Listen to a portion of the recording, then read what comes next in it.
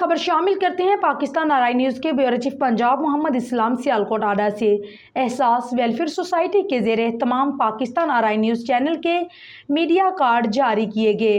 एहसास welfare society के सदर शेख खलील अहमद ने मीडिया कार्ड जारी करते हुए कहा है कि सोशल मीडिया इस वक्त बहुत बड़ी ताकत बन चुका है। कोई भी जालिम वडेरा या करप्शन में लथपथ ऑफिसर अपनी करप्शन नहीं छुपा सकता।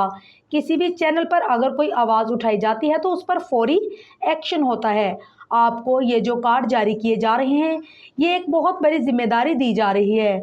आपको चाहिए कि किसी की पगड़ी ना उछालें, मजलूम के साथ खड़े हों और अपने इलाके में फैली हुई माशरती बुराइयां ख़त्म करने के लिए उनकी निशानदेही करें।